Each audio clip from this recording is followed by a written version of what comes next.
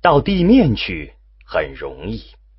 每一棵巨树建筑的树干就是一根支撑地下城市穹顶的支柱，从树干中乘电梯就可直达地面，期间要穿过300多米的地层。当罗辑和史强走出电梯时，有种怀旧的感觉。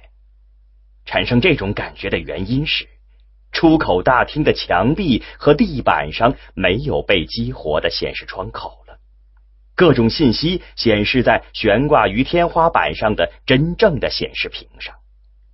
这里看上去像以前的地铁站，人不多，大部分人的衣服都不闪亮。当他们走出大厅的密封门时，一阵热风扑面而来，带着尘土的气息。那是我儿子！大使指着一个正在跑上台阶的男人喊道。罗辑远远的只能看出那人40多岁的样子，大使这么肯定让他有些惊奇。史强迎着那人快步走下台阶，罗辑没有看他们父子团聚，他的注意力集中在眼前的地面世界上。天空是黄色的。现在罗辑知道为什么地下城的天空影像要从10000米高空拍摄了。从地面看天，只能见到一轮边缘模糊的太阳，沙土覆盖着地面的一切。当车辆从街道上驶过时，都拖着长长的尘尾。现在罗辑又看到了一样过去的东西，在地面上行驶的车。这些车显然不是用汽油驱动的，它们形状各异，有新有旧，但都有一个共同点，那就是车顶上都装着一块像遮阳棚似的片状物。在街道对面，罗辑看到了过去的楼房，他们的窗台上都积满了沙土，大部分窗子不是被封死，就是成了一个没有玻璃的黑洞。但有些房间里显然是住着人的，罗辑看到了晾在外面的衣服，甚至还看到了有的窗台上放着的几盆花草。他向远处看，虽然浮着沙尘的空气能见度不高，但他还是很快看到了2个熟悉的建筑轮廓，于是知道这确实是自己2个世纪前度过半生的城市。罗辑走下台阶，来到那2个激动的互相拥抱捶打的男人旁边。他走近一看，这个中年人的样子，就知道史强没有认错人。爸，算起来我现在只比你小5岁了，史小明说，一边擦去眼角的泪水。还不错，小子，我他妈真怕一个白胡子老头叫我爹呢。史强大笑着说，然后把罗辑介绍给儿子。您好，罗老师，您当初可是世界大名人啊。史小明瞪眼打量着罗辑。他们3人向停在路边的史小明的车走去。上车前，罗辑问车顶上那一大片东西是什么。天线呗，地面上只能取人家地下城市里漏出来的那点电，所以天线就得大些，就这动力也只够在地上跑，飞不起来。车开得不快，不知是因为动力不足，还是行驶在沙地上的缘故。罗辑看着车窗外沙尘中的城市，有一肚子的问题想问，但史小明和他父亲说个没完，他插不上嘴。妈是为期34年去世的，当时我和你孙女儿都在她身边。哦，挺好。没把我孙女带来？离婚后跟了他妈。我也查了档案，这孩子是在危机105年去世的，活了80多岁呢。可惜没见过面儿。哎，你是哪年刑满出来的？19年。以后干了什么？什么都干。开始没出路，继续招摇撞骗呗。后来也干了点正经买卖，有了些钱。看到大低谷的苗头后，就冬眠了。那时也没想到后来能好起来，只是想来看看你。咱家的房子还在吗？70年后又续了产权，但接着住了不长时间就拆迁了。后来买的那一套倒是还在，我也没去看过。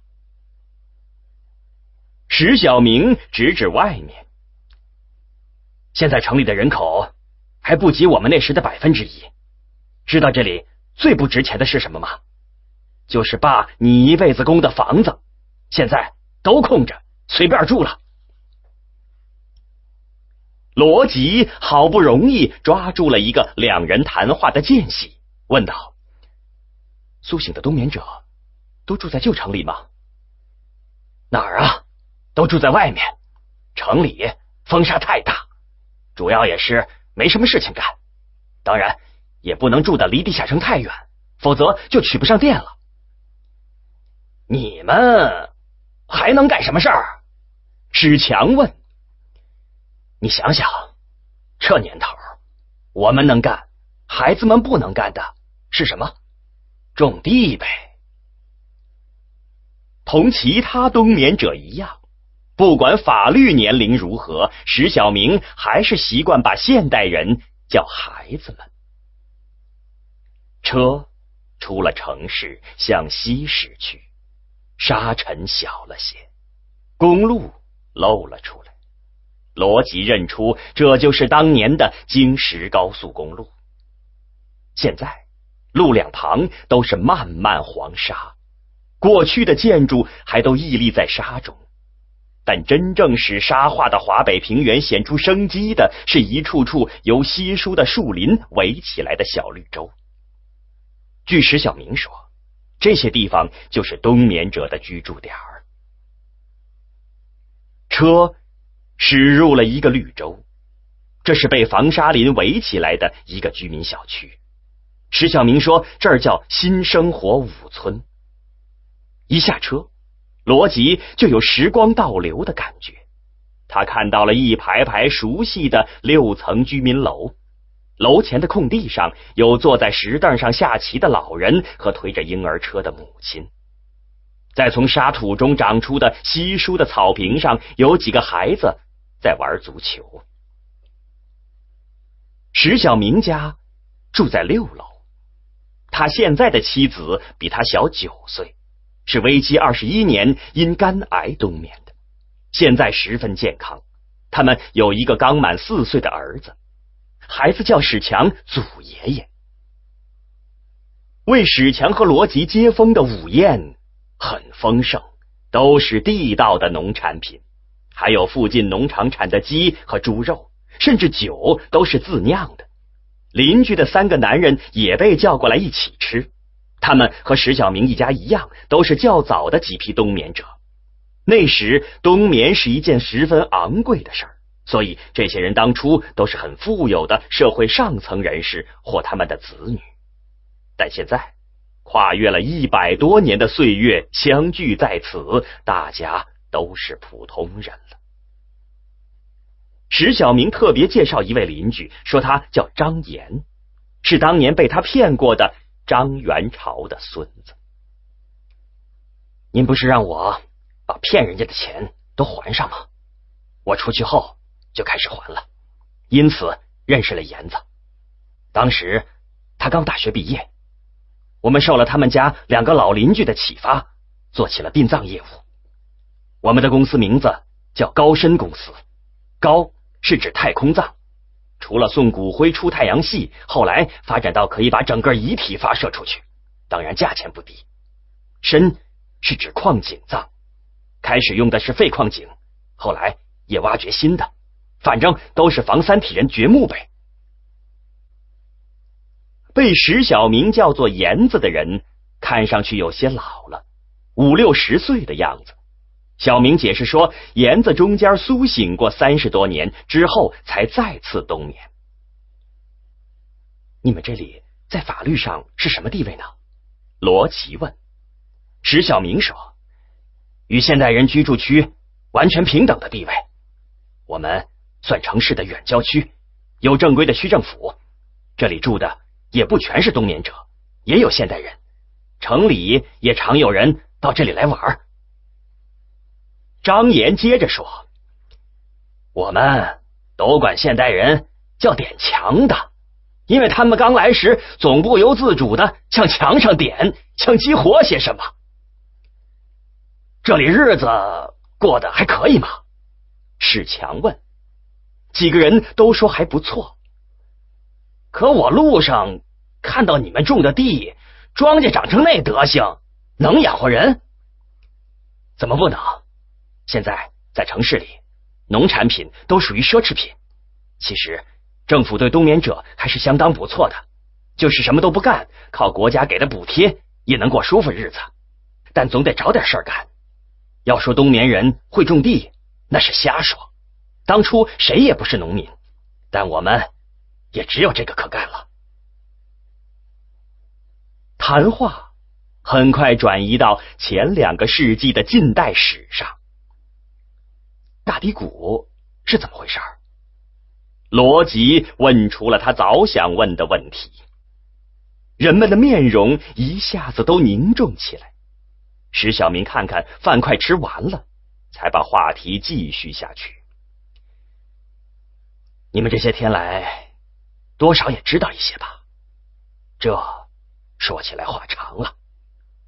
你们冬眠后的10几年里，日子过得还行，但后来世界经济转型加速，生活水平一天天下降，政治空气也紧张起来了，真的感觉像是战争时期了。一个邻居说，不是哪几个国家，全球都那样，社会上很紧张，一句话说不对就说你是ETO或人间，搞得人人自危。还有黄金时代的影视开始是限制，后来全世界都成禁品了，当然东西太多也禁不住。为什么？怕消磨斗志呗。石小明说。不过只要有饭吃还能凑合着过，但后来事情不妙了，全世界都开始挨饿。这大概是罗老师他们冬眠后20多年的事吧。是因为经济转型？是，但环境恶化也是重要原因。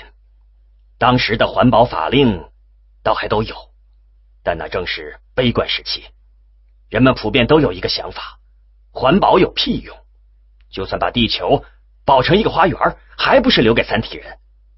到后来环保甚至与 ETO 画上等号，成了人间行为，像绿色和平组织这类的都给当作 ETO 的分支给镇压了。太空军工使得高污染重工业飞速发展，环境污染是制止不了了。温室效应，气候异常，沙漠化。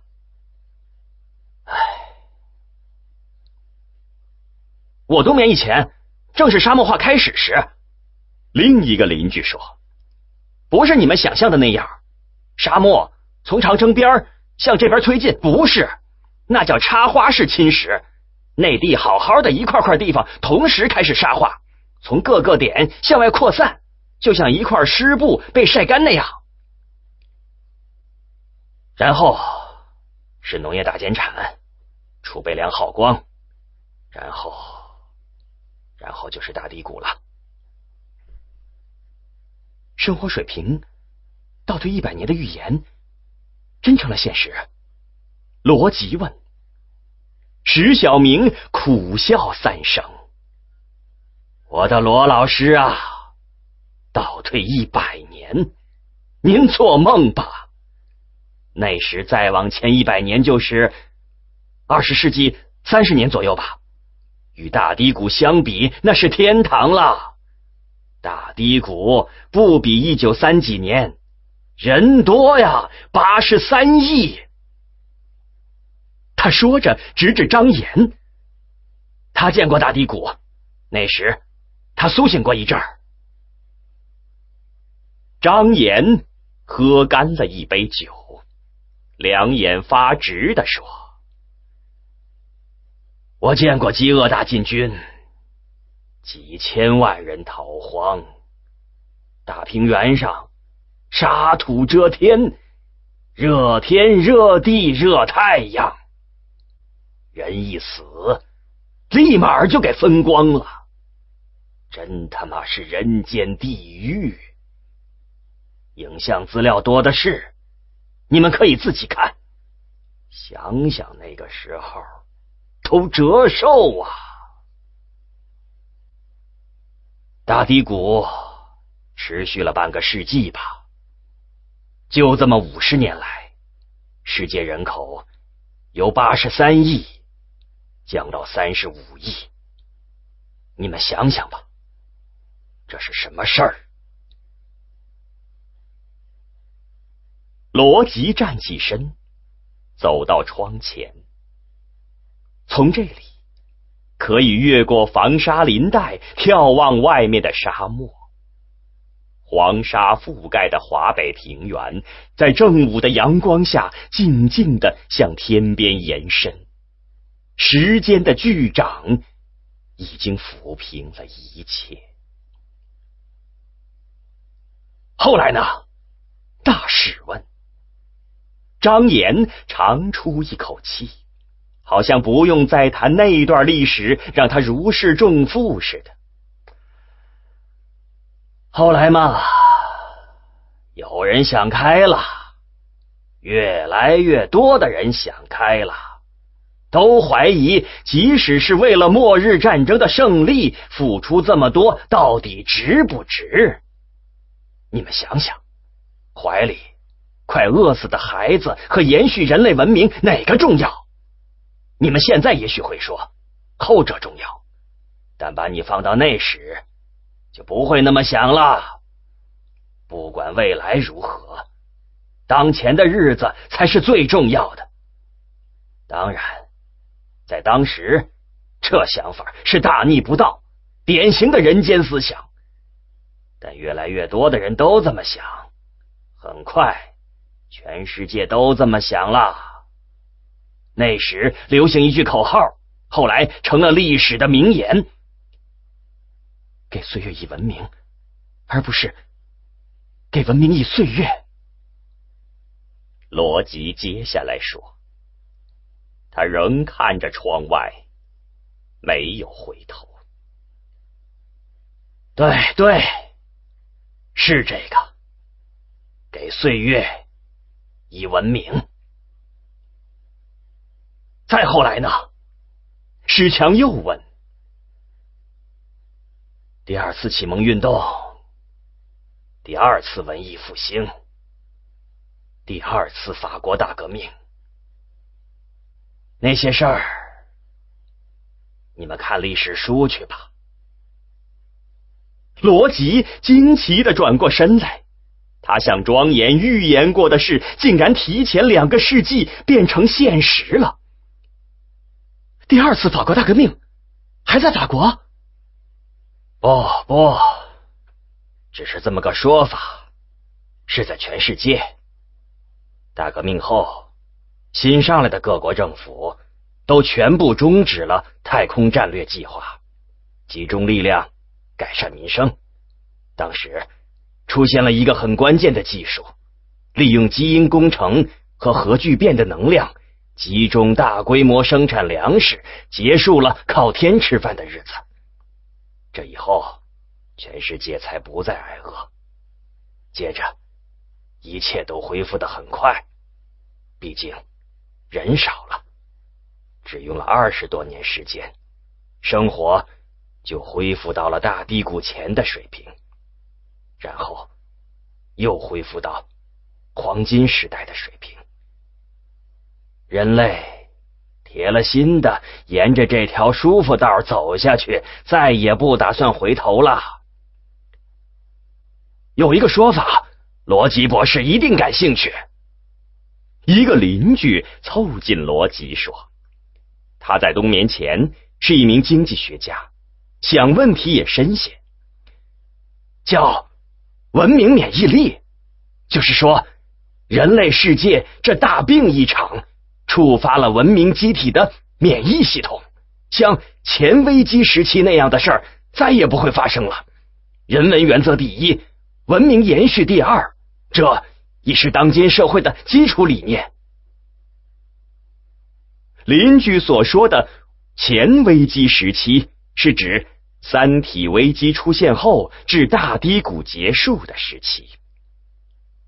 罗辑问道：那再后来呢？再后来，邪门的事发生了。石小明兴奋起来。本来世界各国都打算平平安安过日子，把三体危机的事儿抛在了脑后，可你想怎么着？一切都开始飞快进步，技术进步最快。大低谷前太空战略计划中的那些技术障碍，竟然一个接一个都突破了。这不邪门。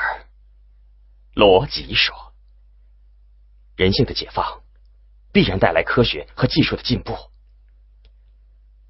大低谷后，大约过了半个世纪的平安日子吧，全世界又想起三体人入侵这回事了，觉得还是应该考虑战争的事儿。况且现在人类的力量与大低谷前不可同日而语，于是又宣布全球进入战争状态，开始建造太空舰队。但这次和以前不一样，各国都在宪法上明确，太空战略计划所消耗的资源应限制在一定的范围内，不应对世界经济和社会生活产生灾难性的影响。太空舰队就是在这一时期成为独立国家的。其实你们现在不用考虑那么多的事儿，经济学家说，只想着怎么把今后的日子过好就行。